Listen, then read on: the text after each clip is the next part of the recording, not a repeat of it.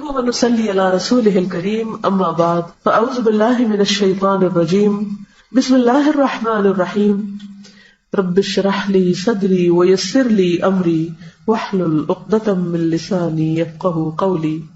نیا سال محرم سے شروع ہوتا ہے اور محرم کا لفظی معنی کیا ہے؟ حرمت والا، حرام کیا گیا.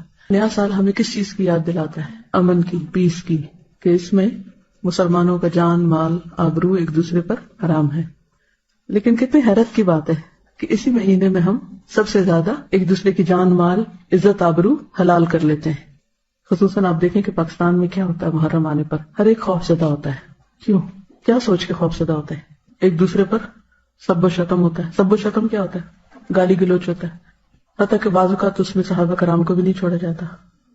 عام مسلمانوں کی عزت و آبرو تو اپنی جگہ، لیکن فَلِلَّهِ الْعِزَّةُ وَلِرَسُولِهِ وَلِلْمُؤْمِنِينَ، اور مومنوں میں بھی جو نبی صلی اللہ علیہ وسلم کے ساتھی تھے ان کی عزت و آبرو ہم سے کہیں زیادہ محترم ہے. تو یہ بڑی دکھ اور تکلیف کی بات ہے کہ اس مہینے میں اور اسلامی سال کے آغاز میں جس چیز سے ہمیں سب سے زیادہ پرہیز کرنا چاہیے اور جس سے رکنا چاہیے ہم وہی کرنے لگتے ہیں. عزت و آبرو کے بعد جان، مال، املاک، وہ سب بھی آپ کے سامنے. اس کی کیا وجہ ہے؟ لوگوں کے پاس علم نہیں. بعض اوقات علم ہوتا ہے لیکن پھر کیا چیز ہوتی ہے کہ عمل نہیں ہوتا. علم اور عمل کے بیچ میں ایک اور چیز ہوتی ہے اور وہ ہے تقویٰ، اللہ کا ڈر. جس علم کے ساتھ اللہ کا ڈر نہیں آتا، تقویٰ نہیں آتا، وہ علم عمل میں نہیں بدلتا. اسی لیے آپ دیکھیں کہ قرآن مجید کے شروع میں شرط لگا دی گئی، کیا؟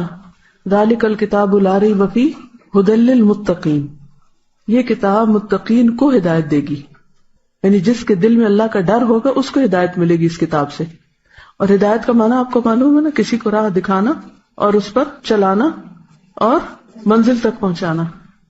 کتاب کھولنے سے راہ تو نظر آتی ہے لیکن اس پہ چلنا اور پھر منزل تک پہنچنا یہ صرف اس وقت ہوتا ہے جب انسان کے اندر کیا آتا ہے؟ تقویٰ، اللہ کا ڈر. اللہ کا ڈر ایسی چیز ہے کہ انسان چاہے سب لوگوں کے بیچ میں ہو، چاہے وہ تنہا ہو، دن میں ہو یا رات میں ہو، اندھیرے میں ہو یا روشنی میں ہو، کہیں بھی ہو، وہ حرام سے بچتا ہے، وہ غلط چیزوں سے بچتا ہے، وہ اللہ کی نافرمانی سے بچتا ہے. محرم سے پہلے کیا ہوتا ہے؟ ذو الحج. ذو الحج کس بات کی یاد دہانی کراتا ہے؟ آخرت کی اور قربانی کی. کس کی قربانی؟ ابراہیم علیہ السلام اور اسماعیل علیہ السلام کی قربانیوں کی یاد، ان کی اطاعت، فرما برداری اور اخلاص. اسی کی وجہ سے اللہ نے ان کو وہ گھر بنانے کی توفیق دی اور پھر لوگوں کو اس کی طرف مائل کیا اور لوگوں کے لیے خیر و بھلائی کا ذریعہ بنا دیا اس کو. قربانیوں کا یہ سلسلہ چلتا رہا. پھر یہ قربانیاں اور کس نے دی؟ مختلف انبیاء کے علاوہ خاص طور پر نبی صلی اللہ علیہ وسلم نے. نبی صلی اللہ علیہ وسلم نے کون کون سی قربانیاں کی تھی؟ گھر کی کیا کی تھی؟ ہجرت. ہجرت کب ہوئی تھی؟ نبوت کے 13ویں سال. مہینہ کون سا تھا؟ اسلامی کیلنڈر کا آغاز محرم سے کیوں ہوتا ہے؟ اس کی خاص وجہ کیا تھی؟ کیونکہ ہجرت ہوئی تھی. ہجرت سے ہی تو آغاز ہوا تھا اسلامی کیلنڈر کا. لیکن آپ نے دیکھا کہ شیطان نے ہمارا دھیان کس طرف کروا دیا؟ محرم کا لفظ آتے ہی ہمارا سارا خیال، سوچ اور پورے کا پورا ایک ماحول بدل جاتا ہے. کسی کو ہجرت یاد آتی؟ نہیں آتی نا. محرم کے ساتھ ہجرت کا کوئی کانسیپٹ ہی نہیں رہا. محرم کے ساتھ عزت آبرو کی حفاظت اور عزت آبرو کے خیال رکھنے کی بات ہی نہیں، سوچ ہی نہیں. کیسے شیطان نے بھلوایا ہم کو سب کچھ؟ اسلام کی اصل روح اور اس کا ایسنس وہ ختم ہو کے رہ گیا اور ہم کچھ اور ہی کرنے چل پڑے جس کا ذکر نہ قرآن میں نہ سنت میں. اور ہم سب اس پہ راضی اور ہم دیکھتے ہیں اپنی آنکھوں سے اور سنتے ہیں اور کوئی بھی نہیں سوچتا کہ ہم سب کیا کر رہے ہیں. بحیثیت قوم کیا کر رہے ہیں، بحیثیت فرد کیا کر رہے ہیں، بحیثیت خاندان کے کیا کر رہے ہیں. تو سوچنا چاہیے نا. اللہ نے ہم کو عقل دی ہے نا، مسلمان بنایا، عقل دی، شعور دیا. انسان اور جانور میں سب سے بڑا فرق یہ ہے کہ انسان عقل استعمال کرتا ہے، باشعور ہوتا ہے. لہذا محرم جہاں حرمت کا سبق دیتا ہے وہاں ہجرت کا سبق دیتا ہے، ہجرت کی یاد دلاتا ہے. نبی صلی اللہ علیہ وسلم نے ہجرت کیوں کی تھی؟ دین کی خاطر اپنا گھر، جان، مال، ہر چیز کی قربانی کی تھی. ہجرت قربانی ہے نا. ذوالحج میں بھی قربانی اور محرم بھی قربانی.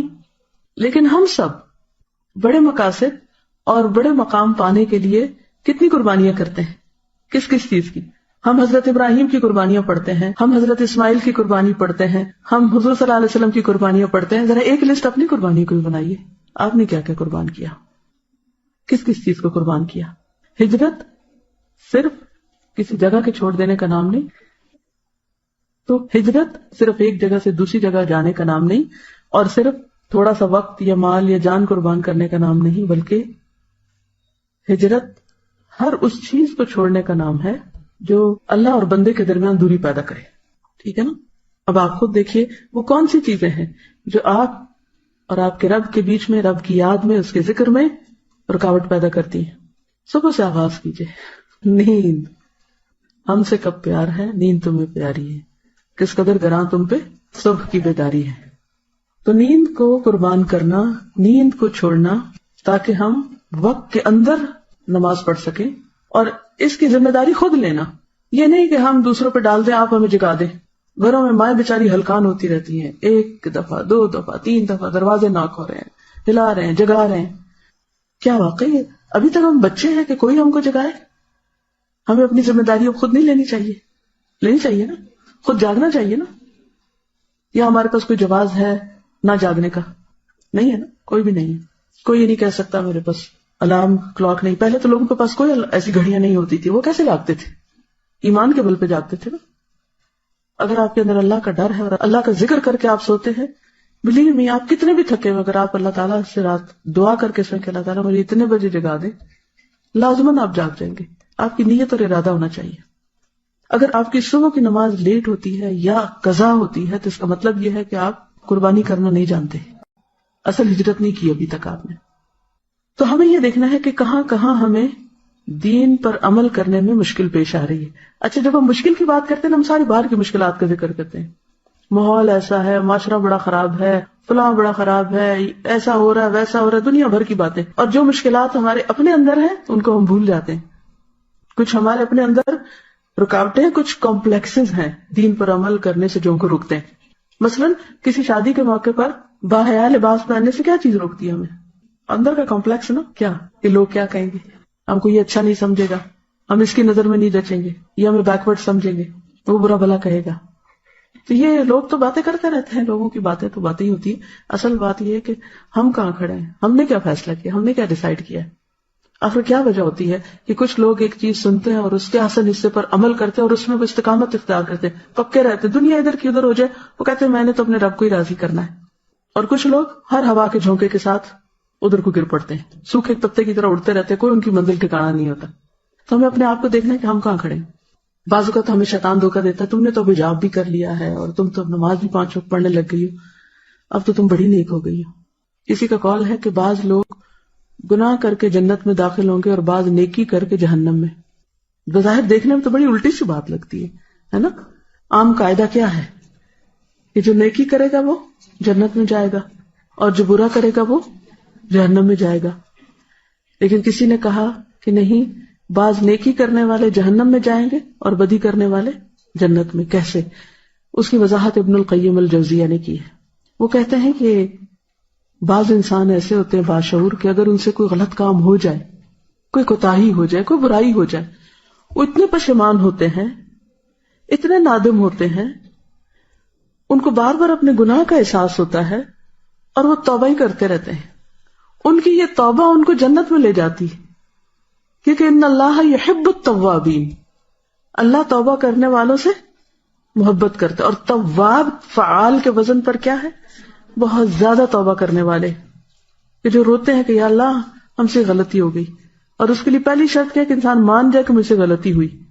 اور یہ ماننا ہی بڑا مشکل کام ہے کہ کوئی کہے کہ ہاں مجھ سے غلطی ہوئی. اکثر آپ نے دیکھو کہ لوگ مانتے ہی نہیں، جھوٹ بول جاتے ہیں یا دوسروں پہ ڈال دیتے ہیں یا تعویل کر لیتے ہیں. غلطی نہیں مانتے تو توبہ کیسے ہوگی اگر غلطی مانی نہیں؟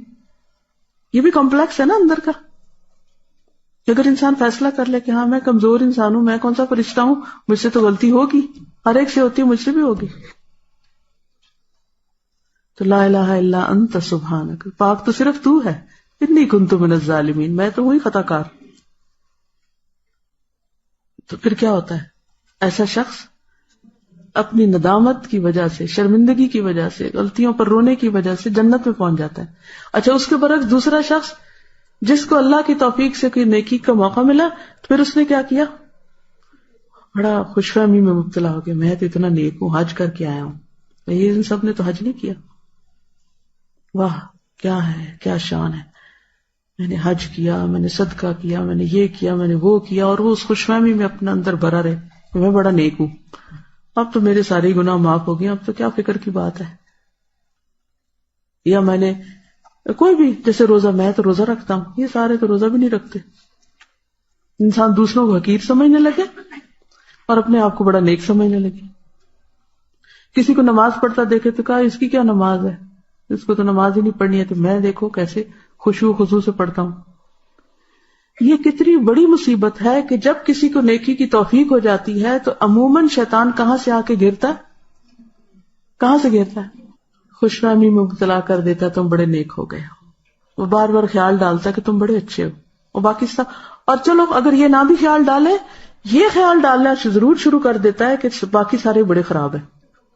لوگوں کو انسان حقیر سمجھنے لگتا ہے، اور یہاں سے تکبر آ جاتا ہے. اور جس کے دل میں رائی کے دانے برابر تکبر ہو، جنت میں نہیں جائے گا.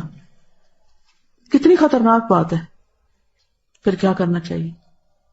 ہمیشہ اپنی غلطیوں پہ نظر رہے اور دوسروں کی اچھائیوں پہ نظر رہے کہ اس کے اندر یہ کتنی اچھی خوبی ہے. اگر ہم ہر ایک کے ساتھ ایسے ہی معاملہ کریں گے نا کہ اس کی اچھائیاں دیکھیں گے، یقین کرے ایک تو اپنا دل بڑا ٹھنڈا رہے گا، جس کو آپ دیکھیں گے خوش ہو جائیں گے. میں یہ ایک پریکٹس اکثر کرتی ہوں کہ جب کوئی بندہ مجھے نظر آتا ہے میں اس کی کوئی اچھائی یاد کرتی ہوں، تو اس کو دیکھتے ہی، اس کا نام سنتے ہی، اس کا خیال آتے ہی میرا دل خوش ہو جاتا ہے، یہ شخص بہت اچھا ہے، یہ بھی اچھا ہے، یہ بھی اچھا ہے، یہ بھی اچھا ہے. اچھا، اس سے کیا ہوتا ہے؟ میں خوش رہتی ہوں. لیکن جب شیطان یہ خیال ڈالنے لگتا ہے نا بدگمانی، یہ اس نے یہ خرابی کی ہوئی ہے، اور اس نے وہ غلطی کی ہوئی ہے، اور اس نے یہ کیا ہوا ہے، تو ان کو تو غریبوں کو پتہ ہی نہیں ہوگا. تو اپنے اندر ایک کیا ہوتا ہے، جلن کڑن پریشانی لگی رہتی ہے، اور انسان کبھی بھی خوش مزاج نہیں ہو سکتا. یاد رکھیے کہ جب ہم دوسروں کی اچھائیوں پہ نظر رکھتے ہیں تو پھر اس وقت ہمیں کیا ہوتا ہے، اپنی غلطیاں بہت نظر آتی ہیں. اور جب اپنی غلطیاں نظر آتی ہیں تو پھر پشیمانی اور ندامت ہوتی ہے. جو پشیمانی ندامت ہوتی ہے تو استغفار کثرت سے ہوتی ہے، خود ہی ہونے لگتی. بعض اوقات ہم ایک عمل عرصے تک کرتے رہتے ہیں اور پھر بھول جاتے ہیں. اسی لیے جو کامیابی کی 4 خصوصیات بتائی گئی نا، ان میں بتواصوا بالحق بتواصوا بالصبر. ہم سب بھولنے والے، ہم سب کو یاد دہانی چاہیے تھی. کوئی عالم ہو، جاہل ہو، بڑا ہو، چھوٹا ہو، مرد ہو، عورت ہو، جوان ہو، بوڑھا ہو، سب کو یاد دہانی چاہیے. ہر ایک کو چاہیے، مجھے چاہیے، آپ کو چاہیے. تو اس لیے بہت ضروری ہے کہ ہم علم کی مجلسوں کے ساتھ ہر قیمت پہ جڑے رہیں، یا سیکھنے والے بن جائیں یا سکھانے والے بن جائیں. یہ نہیں کہ یہ سال آپ نے قرآن کے ساتھ گزارا ہے اور اس کے بعد آپ سب کچھ بند کر کے سب بھلا دیں، یہ نہ ہو. تو ہم سب کو محرم میں کیا کرنا ہے؟ ہجرت کرنی ہے. ٹھیک ہے؟ کس چیز سے؟ نفس کی پرستش سے نکل کر اللہ کی اطاعت کی طرف ہجرت، جھوٹ سے سچ کی طرف، تکبر سے عاجزی کی طرف، شکوے سے شکر کی طرف، سستی سے چستی کی طرف، مایوسی سے امید کی طرف، غیبت سے نصیحت کی طرف. کسی کے اندر خامی دیکھے تو اس کو نصیحت کر دیں، اس کو بتا دیں کہ ایسا نہ کیا کرو. گناہوں سے نیکیوں کی طرف، ناراضگیوں سے درگزر کی طرف. بس حق نہیں کہ کسی کے ساتھ ایسا سلوک کرو. تو انشاءاللہ اللہ سبحانہ وتعالی ہماری مدد کرے گا. اگر ہم نے اللہ کے دین کی مدد کی، ان تنصروا اللہ ینصرکم ویثبت اقدامکم. اگر اللہ کو ہماری ہجرت پسند آ گئی تو کیا ہوگا؟ رحمتوں کے دروازے کھل جائیں گے اور نیکیوں کی طرف اور رستے آسان ہو جائیں گے انشاءاللہ. اجازت. السلام علیکم ورحمۃ اللہ.